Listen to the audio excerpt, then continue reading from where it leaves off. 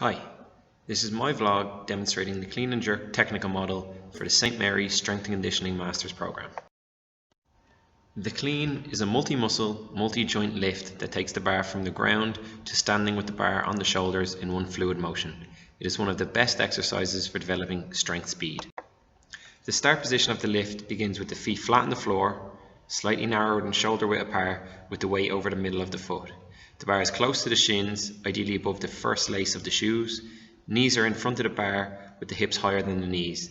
The back is flat and the head up, meaning that force can effectively be transmitted from the knee to the hip extensors. Shoulder blades are pulled back together with the chest pushed through and shoulders slightly in front of the bar. The hands should be slightly wider than shoulder width apart, ideally a thumb distance from the first ring, and the bar is held in a hook grip, with the arms straight but relaxed and the elbows pointing along the bar. The first pull sees the bar move up and back until the bar is above the knees. The lifter and bar move as one. As the knees extend, the bar is raised up. The back is held in a rigid position throughout, with the lifter maintaining a constant trunk angle relative to the floor. The feet remain flat on the floor, shoulders slightly in front of the bar and the arms straight, with the elbows pointing along the bar.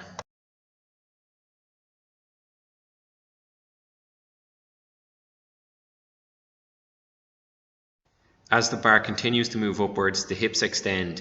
There is a backward and upward movement of the trunk into a vertical position with the shoulders directly above the bar. The transition phase sees a natural forward movement and rebending of the knees. This position is also known as the jump position.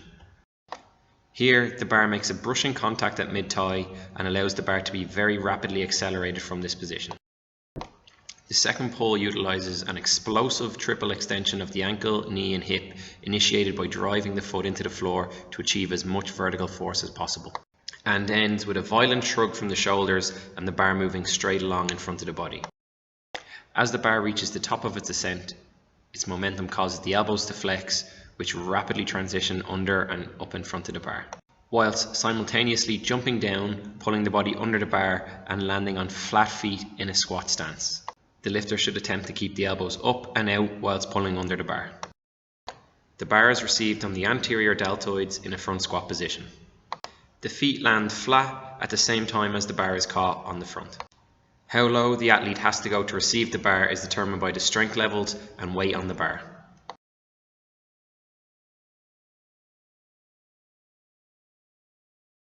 The athlete recovers by powerfully leading with the chest and driving upwards to a standing position as in a front squat. This also gives the athlete an opportunity to pop the bar off his chest and reposition the hands for the jerk to come. Here is a final example of the clean in real time. The power clean is a common derivative of the full clean, the only difference here being that the bar is caught with the hips above parallel like a quarter squat.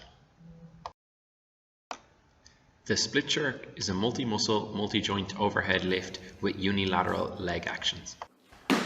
It uses a counter movement to induce a stretch reflex that enables a forceful triple extension of the ankles, knees and hips to drive the bar overhead, whilst catching the bar with hips, knees and ankles flexed.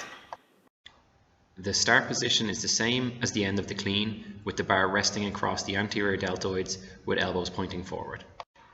The hands are just outside shoulder width, the head is up with trunk straight and chest elevated.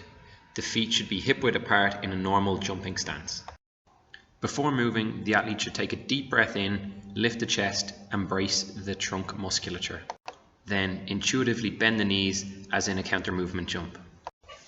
The trunk should descend vertically with no forward lean. The athlete should imagine a back vertical against the wall. The elbow position should not change. Lowering of the elbows tends to result in the bar being thrown out in front.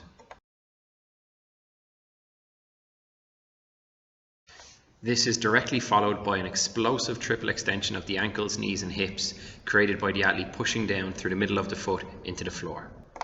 This explosive triple extension sends the bar upwards and it should move in a vertical motion in front of the face.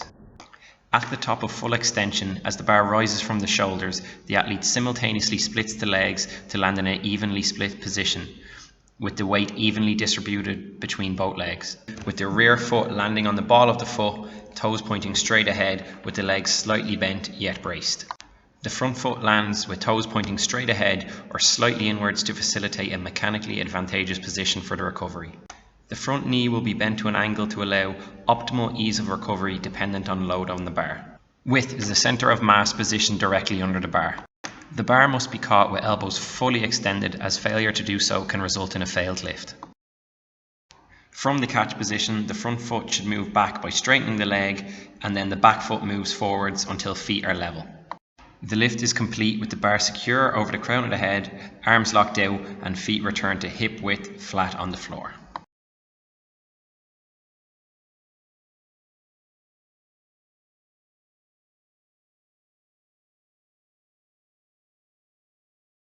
I also like to cue an audible crack with the front foot on landing to encourage quick and aggressive foot action. In my opinion, Mohammed Ahab is a prime example of optimal jerk technique, and encourage anyone watching to check out some of his lifts on the All Things Gym YouTube channel. Here is Russian lifter Abdi demonstrating the squat jerk, a less common form of jerk technique. Finally, thank you for watching my vlog on the clean and jerk technical model for the St. Mary's Strength and Conditioning Masters Program.